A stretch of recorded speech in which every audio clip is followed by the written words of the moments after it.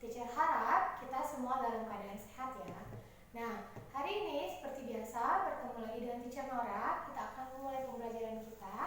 Namun pada hari ini kita bukan belajar tematik ataupun belajar math. Hari ini kita akan kembali lagi belajar bahasa Indonesia.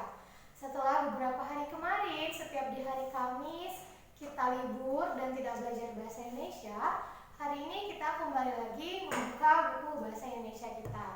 Nah, anak-anak di rumah bisa siapkan buku bahasa Indonesia menjadi Indonesia 2-nya. Hari ini kita masuk di halaman 13. Ya, di halaman 13. Hari ini ada 3 materi yang akan kita pelajari di tema 2 ini, yaitu yang pertama, berbagai budaya di Indonesia, beragam agama di Indonesia, dan awalan di dan kepada kalimat. Kita akan bahas satu persatu ya. Untuk itu ikutin teacher, kita buka bukunya halaman 13. Pada halaman 13 kita pertama masuk di berbagai budaya di Indonesia. Nah, di sana ada 2 gambar. Gambar yang pertama ada percakapan antara Doni dan Heidi. Halo Heidi, tari apa yang kamu bawakan? Ini namanya tari tortor. Dari mana asal tari tortor? Dari Sumatera Utara. Ya, tari tortor berasal dari Sumatera Utara. Oke, lanjut pada percakapan yang kedua ada Nesya dan Benny. Halo Benny, rumah adat apa yang ada di sana? Itu namanya rumah gadang. Dari mana rumah gadang berasal?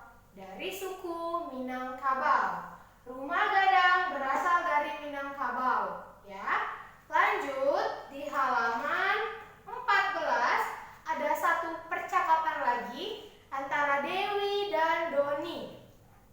Apa kareba Doni? Apakah itu artinya?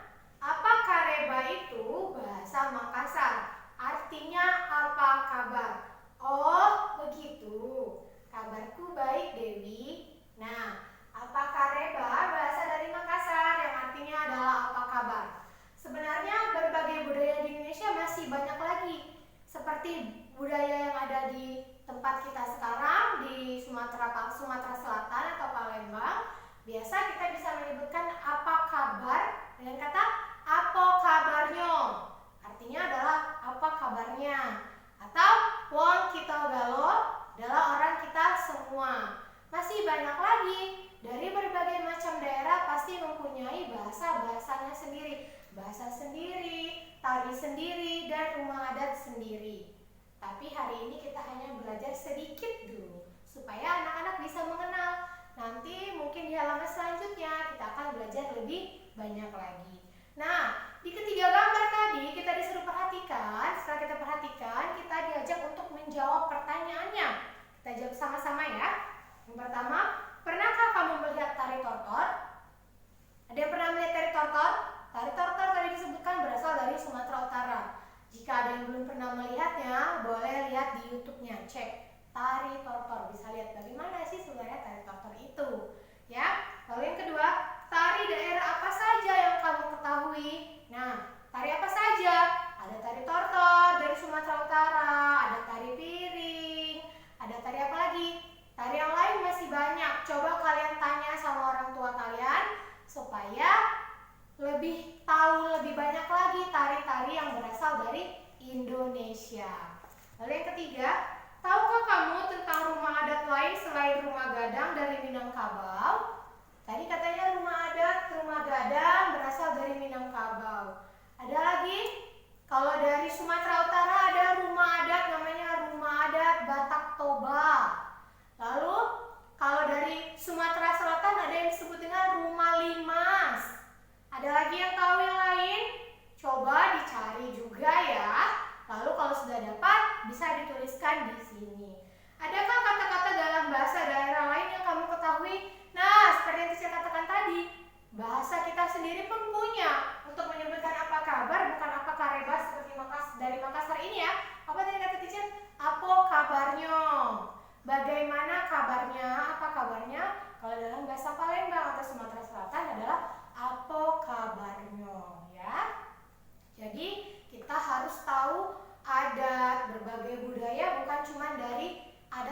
dari tempat tinggal kita, dari tempat-tempat yang lain juga boleh, dari seluruh Indonesia. Oke, lanjut ke halaman 15. Di sana kita diajak untuk mengenali beragam agama. Kita pasti sudah pernah tahu ya agama-agama apa saja yang ada di Indonesia. Di sana mari kita baca bersama-sama. Gambar yang pertama, nama saya Putu, saya orang Bali, agama saya Hindu, tempat ibadah saya disebut pura, hari raya saya Nyepi. Ayo berteman dengan saya. Nah, tadi agamanya Hindu, tempat ibadahnya pura ya. Lalu hari rayanya apa? Kita tulis di sini saja. Hari rayanya tadi apa? Nyepi. Ada nggak temannya yang beragama Hindu?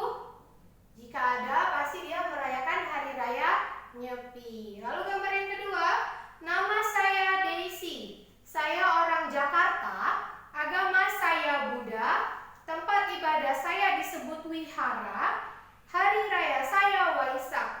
Ayo berteman dengan saya. Nah, teacher rasa hampir seluruh murid teacher di kelas 2 beragama Buddha. Agama Buddha tempat ibadahnya adalah wihara. Dan hari rayanya apa? Hari rayanya Waisak.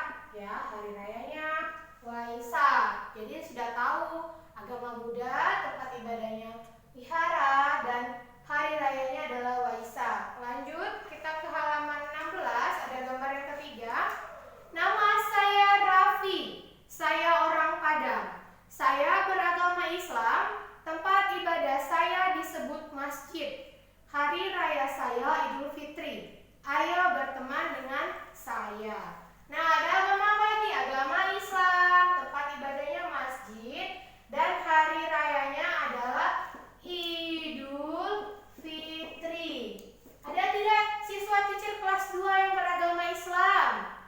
Nah, kalau ada, agama Islam itu tempat ibadahnya masjid dan hari rayanya adalah Idul Fitri. Lalu lanjut lagi. Nama saya Sandro, saya orang Batak, saya beragama Kristen Protestan, tempat ibadah saya disebut gereja, hari raya saya Natal. Ayo berteman dengan saya. Nah, gambar selanjutnya Kristen Protestan, tempat ibadahnya gereja, dan hari rayanya adalah Natal. Ada teman-teman yang beragama Kristen? Ada ya. Kalau agama Kristen beribadah di gereja dan merayakan hari Natal. Yang terakhir, nama saya Edi, saya orang Jawa Tengah. Saya beragama Kristen Katolik. Tempat ibadah saya disebut gereja. Hari raya saya Natal. Ayo berteman dengan saya. Oke, contoh yang terakhir adalah Kristen Katolik. Tempat ibadahnya juga gereja dan hari rayanya pun juga Natal. Jadi sama ya.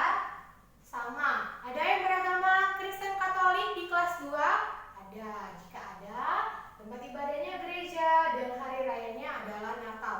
Jadi ada berapa agama yang kita pelajari hari ini? Kita hitung 1, 2, 3, 4, 5. Ada 5 agama, yaitu Hindu, Buddha, Islam, Kristen Protestan, dan Kristen Katolik.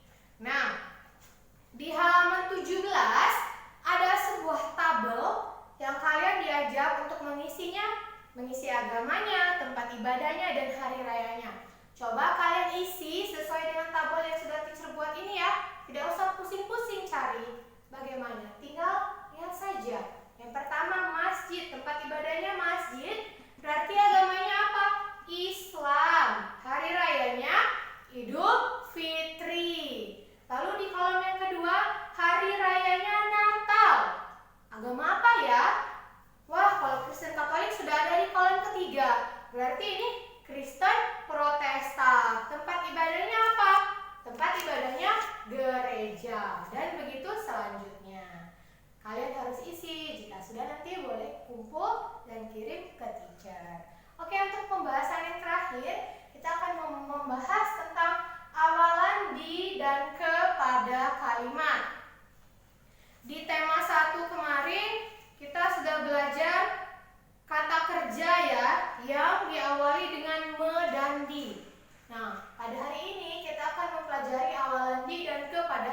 kalimat. Misalnya, hari ini teacher ada di sekolah. Hari ini teacher ada di sekolah. Di sekolah itu menunjuk suatu tempat. Jadi, jika menunjuk suatu tempat, lalu diberi jarak atau diberi spasi, lalu tuliskan tempatnya di sekolah. Nah, itu untuk suatu kalimat yang menunjuk pada suatu tempat. Bagaimana kalau dia misalnya anak-anak kelas 2 disayang teacher Nora. Nah, apakah dipisah juga? Tidak, karena itu adalah sebuah awalan pada kalimat. Jadi penulisan disayangnya harus disambung, tidak dipisah. Misalnya ada lagi, ketua kelas 2 adalah siapa? Misalnya Rizerio misalnya. Nah, ketuanya tidak dipisah, digabung. Kalau misalnya ada pada hari Minggu Nathan pergi ke pasar, harus dipisah ya, karena menunjuk suatu tempat. Kalian bisa lihat penjelasannya lebih jelas lagi di halaman 17. Di sana dikatakan, coba menulis kata yang diawali dengan di atau ke, tidak selalu harus dipisah. Di atau ke harus dipisah dari kata-kata yang mengikutinya. Kalau diikuti kata penunjuk tempat atau keberadaan sesuatu. Nah, itu tadi kan kata teacher bilang ini menunjuk tempat, jadi harus dipisah. Ya. Misalnya apa selain di rumah sakit, di toko, di sekolah, ke pasar, ke rumah teman, ke kamar, kemana lagi? Ke gereja atau ke wihara, yang menunjukkan suatu tempat atau keberadaan sesuatu, penulisan awalan di dan ke-nya harus dipisah. Lalu, di atau ke tidak dipisah dari kata-kata yang mengikutinya kalau bukan kata penunjuk tempat. Jadi selain kata penunjuk tempat dan menunjukkan sesuatu, itu digabung, tidak dipisah. Misalnya disayang, dirawat, dijenguk, ditemui, dicinta. Nah, itu semua tidak dipisah. Misalnya anak-anak selalu dicintai oleh ibunya. Nah, tidak dipisah ya, harus digabung karena itu tidak menunjuk pada suatu tempat. Jadi kalau misalnya teacher ada satu kalimat, anak-anak pergi ke sekolah pada hari Senin. Teacher tulisnya gabung misalnya semuanya ke sekolahnya. Lalu teacher bilang, temukan atau perbaiki penulisan awalan yang salah pada kalimat tersebut. Jadi yang kita perbaiki adalah ke sekolahnya harus kita beri spasi atau harus kita pisah, tidak boleh digabung. Jadi sudah mengerti ya, sejauh ini sudah mengerti. Untuk itu agar kalian lebih mengerti lagi, di halaman 18 ada soal latihan menyusun kalimat, soal nomor 1, 2, 3, 4, dan 5. Kalian kerjakan. Tulis jawabannya langsung di buku cetak. Untuk nomor 1 sudah dikasih contoh. Misalnya, pergi aku keluargaku bersama ke vihara. Jadi, itu masih acak ya. Kita disuruh menyusun. Menyusun yang benarnya adalah aku pergi bersama keluargaku ke wihara. Itu yang benar. Lalu yang kedua misalnya, Idul Fitri Kampung Raffi dimerayakan halamannya. Ayo, bagaimana kalimat yang benarnya? Bagaimana cara menyusun kalimatnya yang benar? Susun sendiri. Untuk soal nomor 2, 3, 4, dan 5, kalian susun sendiri, lalu kumpulkan ke teacher. Untuk yang di bawah tidak usah ya. Nanti dulu soal yang di bawah tugas tentang asal-usul keluarganya nanti. Tugasnya hanya D1 saja, D2-nya belum. Jadi tugas bahasa Indonesia untuk hari ini ada 2. Apa saja teacher? Yang pertama tadi, kolom yang ini mengenai agama di Indonesia kalian lengkapi. Lalu menyusun kalimat dari nomor 2 dan 2 sampai 5. Semua jawabannya dituliskan di buku cetak. kerjakan sendiri, tulis sendiri. Jika sudah selesai, langsung dikumpulkan ke teacher. Nah, penjelasan hari ini sampai sini dulu. Jika ada masih yang belum mengerti, bisa langsung tanyakan ke teacher. Oke, teacher ucapkan terima kasih. Bye.